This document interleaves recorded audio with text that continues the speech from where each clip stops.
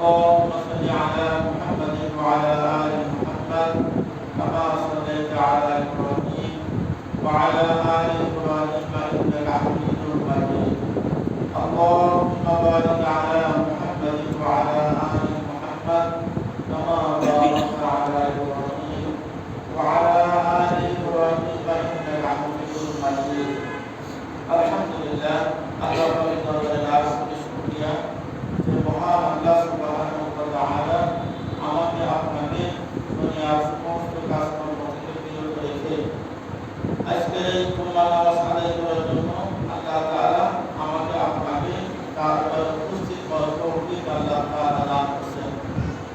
এই জন্য সেই মহান আল্লাহ তাআলার দরবারে সকলেই শুকরিয়া আদায় করি আলহামদুলিল্লাহ। আলহামদুলিল্লাহ। আমার মুসলমান মানুষ দুনিয়ার বিভিন্ন কাজের মধ্যে লিপ্ত আছে, অনেক প্রকল্পনা এরকম আছে, দুনিয়ার বিভিন্ন গুনাহ কাজের মধ্যে লিপ্ত আছে।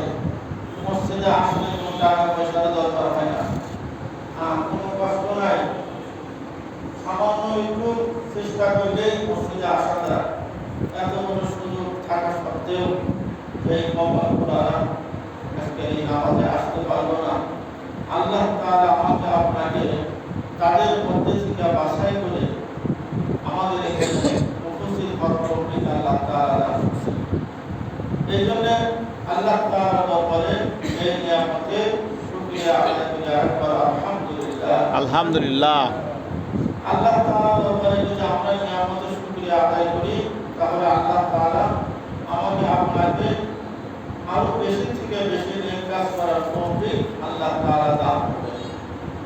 এইজন্য আল্লাহ রাব্বুল আলামিন কুরআনুল কারীমের মধ্যে ঘোষণা করেন, লাইন শাকারতুম লাযীদান্নাকুম ওয়া লাইন কাফারতুম ইন্না আযাবি লাশাদীদ।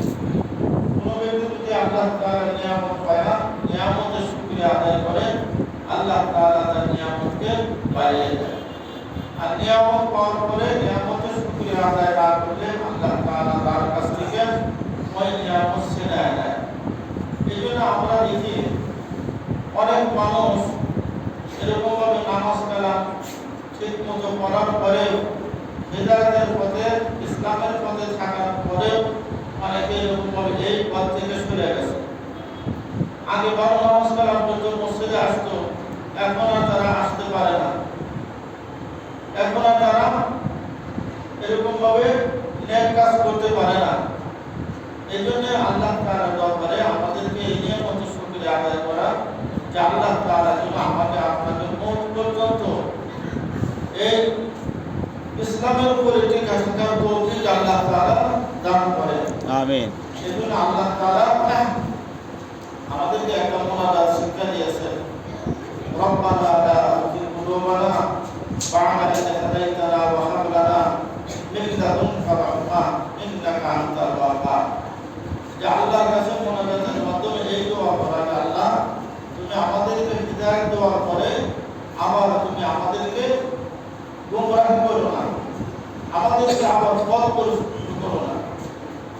যেরকম অনেক মানুষ আছে এরকম সারা জীবন ইসলামের পথে ছিল, মৃত্যুর আগে সে কি করছে, ইসলাম থেকে সে বাহির হয়ে গেছে।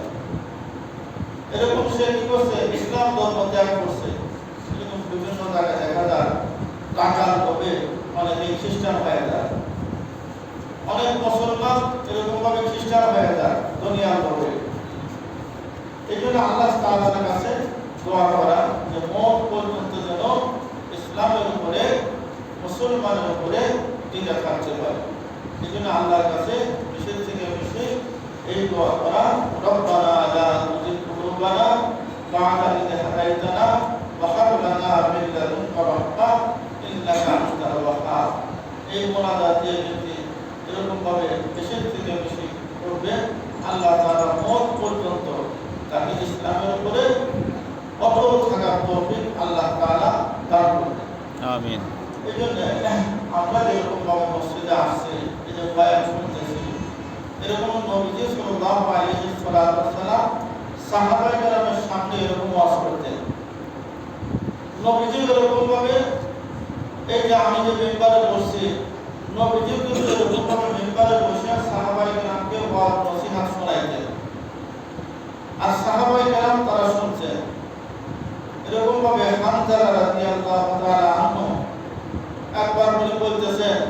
আমি তো মুনাফিক হয়ে গেছি, আমি মুনাফিক হয়ে গেছি। মুনাফিক কাকে বলা হয়? যে বাইরে একরকম ভিতরে অন্যরকম। যার মুনাফিকদের স্থান হলো ইন্নাল মুনাফিকিনা ফি দারকিল আসফালি মিনান নার, যে জাহান্নামের একেবারে সবচাইতে নিচে হলো তাদের স্থান। যে কাফিরদের চাইতেও তারা বেশি শাস্তি তারা ভোগ